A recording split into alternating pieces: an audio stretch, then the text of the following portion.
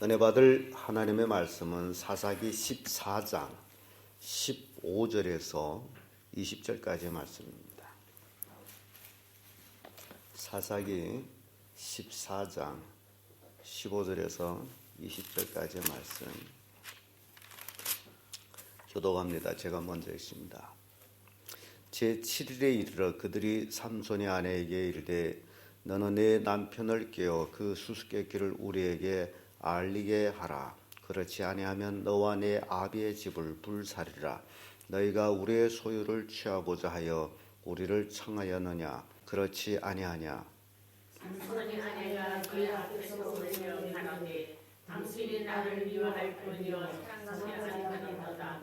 우리 민족이 내 수수께끼를 말하고 그 뜻을 내게 풀어주지 아니하노다. 삼손이 그에게 대답하여 보라, 내가 그것을 나의 부모에게도 물어보지 아니하였거든 어찌 내게 물어이르려 하였으나. 제7일 잔치할 동안에 그 아내가 앞에서 울며 강박함을 인하여 제7일에는 그가 그 아내에게 수수께끼를 풀어 이르매 그 아내가 그것을 그 민족에게 고하였더라. 제7일 해 지기 전에 스스로 사람들이 삼손에게 이르되 무엇이 꿀보다 달겠으며 무엇이 사자보다 가만하겠느냐 한지라. 삼손이 그들에게 대답하되 너희가 내 앙송아지로 바꾸지 아니하였더면 나의 수수께끼를 능히 풀지 못하였으리라 하니라. 여호와의 신이 삼손에게 크게 임하심에 삼손이 아스글론에 내려가서 그곳 사람 30명을 쳐 죽이고 노력하여 수수께끼 푼 자들에게 옷을 주고 심히 노하여 아비 집으로 올라갔고 삼손의 아내는 삼손의 친구였던 그 동백의 부가 되었더라. 아멘. 이 말씀으로 버림받은 신부 이런 제목으로 말씀을 나누겠습니다.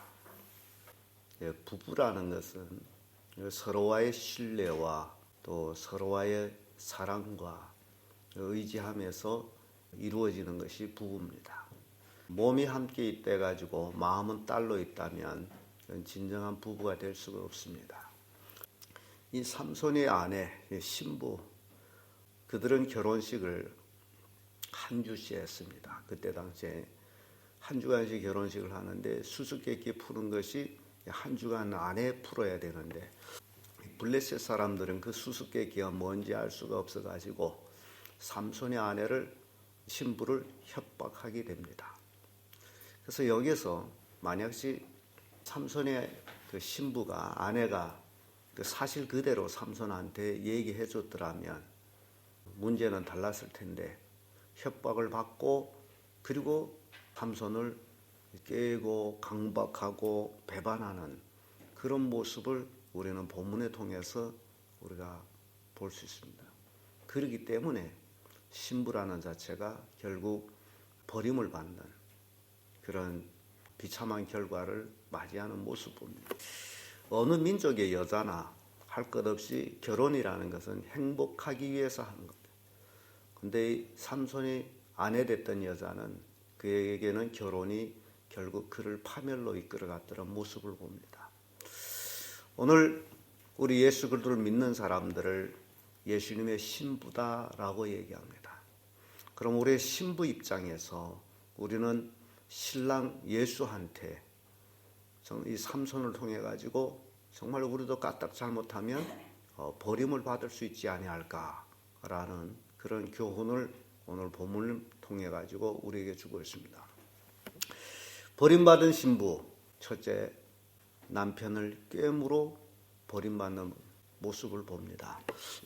15절에서 16절의 말씀인데 16절의 말씀 와서 이런 말씀이 있습니다.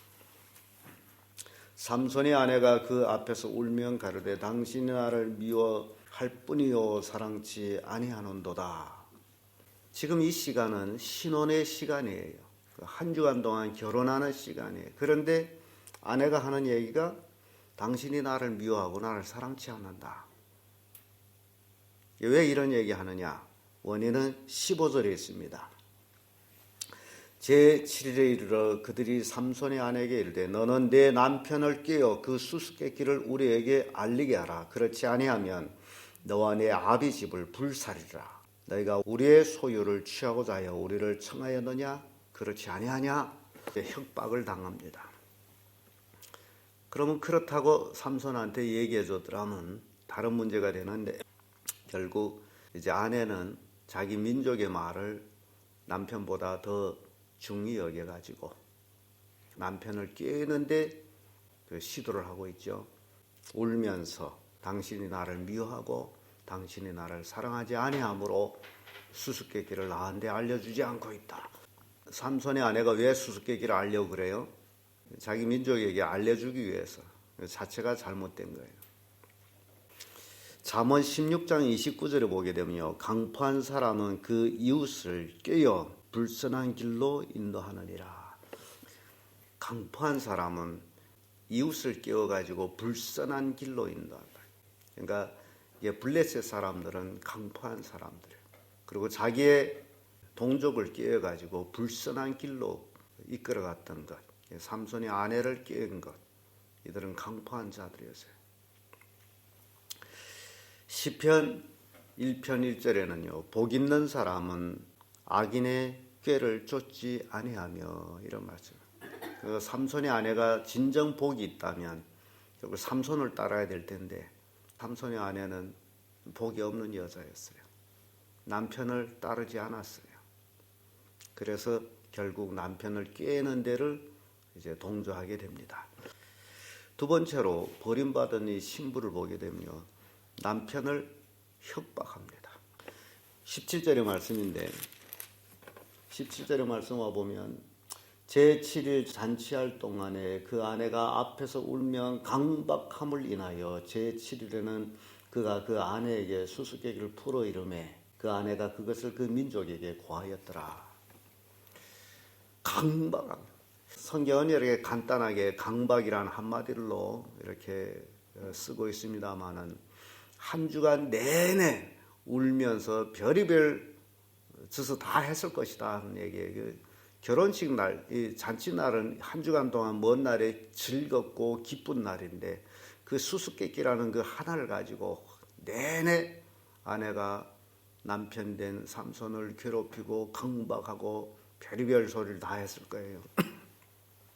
그래서 삼손이 결국 참다가 그 수수께끼 답안을 알려주죠. 근데 알려주기 바쁘게 어떻게 됩니까? 고스란히 자기 민족에게 알려주는 거예요. 사사기 16장 16절에도 아주 그런 비슷한 말씀이 나옵니다. 날마다 그 말로 그를 재촉하여 조름에 삼손이 마음이 번뇌하여 죽을 지경이라. 이건 또 다른 여자가 또 그런 내용. 거의 그래서 이 사사기 삼손을 통해 가지고 그 여자를 미끼로 간첩을 만드는 일이 그때부터 시작이 됩니다. 미인계라는 게 삼손 이때부터 시작이 되는 거예요. 간첩 계통에는 미인계가 굉장히 심각합니다. 짜놓은 각본 속에서 미인계로 통해 가지고 어느 사람을 유혹하고 거기에 정보를 빼내는 것, 이런 일들이 굉장히 많습니다. 그런데 그것들이 어디서부터 시작되느냐? 바로 이 삼손으로부터 시작이 됐다. 그래서 이 성경을 통해서 삼손을 보고 이 미인계가 쓸만하네. 그때부터 각 나라에서 미인계를 쓰기 시작한 거예요. 남편을 협박함으로 버림받는 모습입니다.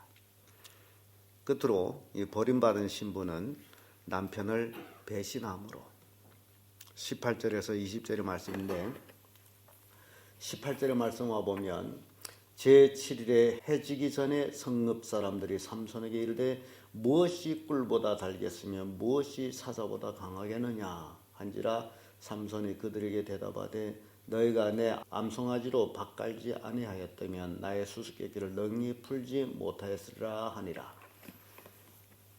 예, 삼손이 수수께끼 답안은 누구만 알죠? 삼손이 알고 그 아내가 알고, 근데 블레셋 사람들이 안다라는 것은 자기 아내한테서 들은 소리다. 그래서 내 아내를 밭갈지 아니하면 내 아내에게 보채지 아니했더라면 너희들이 근본 알지를 못했을 것이다. 그래서 잠언 성경 보면요, 내 품 안에 있는 여인도 믿지 말라라는 말씀이 나와요. 왜냐하면 이게 말이라는 건 세계되어 있거든요.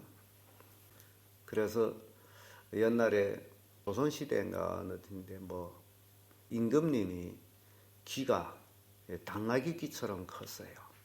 그래서 임금님은 늘 모자를, 귀를 덮는 모자를 썼습니다. 근데 대신들이 그것이 알고 싶었어요. 왜 늘 모자를, 저런 모자를 썼을까? 그래서 부인을 꼬드렸는데 결국 그 부인의 입으로 이제 말이 퍼지기 시작해서 임금 귀가 당나귀 귀라고. 임금님은 자기 귀가 당나귀 귀처럼 생겨가지고 늘 불안해서 그 백성들이 아는 것이 싫었어요. 근데 그 소문이 나기 시작한 거죠. 임금님의 귀는 당나귀 귀라고. 누구를 통해서? 아내를 통해서. 나중에 임금님은 모자를 벗어버리고 속 시원해합니다. 비밀이라는 것은 우리 속담에 낱말은 새가 듣고 반말은 뭐 쥐가 듣고 비밀이 없다라고 그러는데, 그래서 내 품 안에 있는 아내도 믿지 말라라는 그런 말씀이 있어요. 이 버림받은 신부, 이 부부는 일신으로서 함께 협력해서 하나님의 뜻을 이루어 나가는데 힘을 합하는 것이 실은 부부예요. 서로의 독처하는 것이 좋지 못하다. 그래서 하나님께서는 남자를 돕는 배필로 여자를 주셨거든요. 그래서 돕는 자지 해하는 자가 아니라는 거죠. 그런데 이 삼손의 아내는 남편을 해하는 자가 됐다. 배신했다. 그래서 여기서 보게 되면 여호와의 신이 삼손에게 크게 임하심에 삼손이 아스글론에 내려가서 그곳 사람 30명을 쳐 죽이고 노력하여 수수께끼 푼 자들에게 옷을 주고 심히 노하여 아비 집으로 올라갔고, 여기 심히 노하여 자기 수수께끼를 아내가 알려준 거로 인해 가지고 심히 노하였다. 그래서 자기 아비 집으로 가버렸어요. 그러니까 이 삼손의 아내가 남편을 배신한 것입니다. 그래서 버림을 받는 거예요. 잠언 15장 10절에 보면 도를 배반하는 자는 엄한 징계를 받을 것이요 그 견책을 싫어하는 자는 죽을 것이니라. 또 사사기 15장 2절에도 내가 그를 심히 묘한 줄로 내가 생각하고 그를 내 동무에게 주었노라. 삼손이 화가 나가지고 결혼식 채 끝나지도 않은데 아비 집으로 훌 가버렸잖아요. 그랬더니 그 삼손이 장인 되는 사람이 자기 딸이 잘못한 것을 자기 사위가 심히 노하여 싫어하는 줄 알고 그 잔치날에 결국 삼손이 친구 되었던 자에게 참 자기 딸을 줘버린 거예요. 그러니까 결국은 결혼을 누구와 하게 된 거예요? 삼손이 친구와 한 것처럼 돼버린 거예요. 삼손은 가버리고 장인 어른이 자기 딸을 삼손이 친구한테 줘버렸어요. 그때는 뭐 법이 없는가 봐요. 그런데 삼손이 노해가지고 15장에 있는 일입니다만은 화가 풀린 후에 이제 처갓집으로 왔어요. 자기 아내한테를 들어가려고 했더니 장인어른이 못 들어간다. 내가 이미 네 친구한테 네 아내를 줘버렸다. 상의도 없이 삼손이 화가 나서 여우를 한 300마리 잡아가지고 그 꼬리꼬리 묶어가지고 여우 꼬리에다 불을 달아서 그 블레셋 사람들이 그때 추수해서 곡식을 하져 놓은 데다가 그 여우를 풀어 놓습니다. 그래서 그것이 불나요. 그래서 블레셋 사람들은 도대체 이것이 누구의 소행이냐라고 따졌더니 그 삼손을 통해서 일어난 건데 그 장인어른이 그 딸을 삼손이 친구한테 준 거로 인해서 화나서 이렇게 했다. 그래서 결국 블레셋 사람들이 몰려와 가지고 삼손의 장인과 삼손이 처됐던 여자를 진짜로 불태워 죽여버립니다. 그것이 15장 6절의 말씀인데 블레셋 사람들이 올라와서 그 여인과 그의 아비를 불사르니라. 이게 버림받은 삼손의 그 신부의 결말입니다. 결국 처음에 공갈하던 그대로 네가 우리한테 알리지 아니하게 되면 너와 내 아비 집을 불살아 버리겠다. 블레셋 사람들이 말 그대로 되었습니다. 그래서 결국 버림받고 멸망하게 됩니다. 삼손과 결혼하게 됐더라면, 삼손한테 전적으로 의지하고 모든 일을 삼손과 상의했더라면 이런 결말은 맞지 않았겠는데 결국 삼손의 아내는 이렇게 버림받는 모습 봅니다. 자, 이야기는 이렇게 간단합니다만은 우리 신앙생활에 비추어 볼 때는 그렇게 간단한 이야기가 아니더라는 사실입니다. 우리가 예수 믿으면서 아직도 세상과 늘 함께 한다면, 삼손의 아내가 세상과 함께 한다는 건 자기 동족과 함께 했던 거죠. 그리고 순결을 지키지 아니한다면 삼손의 아내와 뭐가 다른 것이 있을까? 그런 얘기입니다. 우리 예수 그리스도를 믿는 사람들은 이제는 세상에서 나와서 예수님과 우리는 약혼한 자들이에요.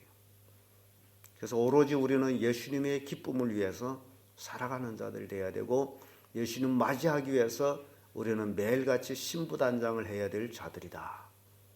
그런데 아직도 세상에 매여서 세상에 좋고자 하는 대로 살아간다면 우리가 조심해야 되지 않겠나. 까딱 잘못하면 세상으로서 우리는 멸망을 당할 수도 있다. 세상 사람들은 늘 이웃 공갈을 한다는 것이 블레셋 사람이 삼손의 아내에게 한 것과 똑같습니다. 말을 듣지 않으면 죽인다, 그 얘기예요. 근데 우리 예수 그리스도를 믿는 사람은 죽이면 죽여라, 이렇게 나와야 될 입장이라는 얘기예요. 우리는 죽어도 살고 살아도 영원히 사는 사람들이기 때문에 죽인다라는 것, 그 위협 공갈을 때문에 신앙의 순수성을 상실하지 말아야 된다. 그게 우리에게 주는 바로 이 본문의 말씀을 통해 가지고 주는 교훈이에요. 신부라면 신부의 순수성을 지켜라. 이게 우리에게 주는 교훈입니다. 그리할 때 우리는 진정 예수 그리스도의 신부로서 하늘나라에서 기쁨을 얻을 수 있다. 그렇지 아니하면 얼마든지 버림을 받을 수도 있다라는 사실이에요. 그래서 삼손이 아내, 버림받은 신부, 왜 버림을 받았는지 거기에 대해서 우리가 살펴봤습니다. 기도하겠습니다.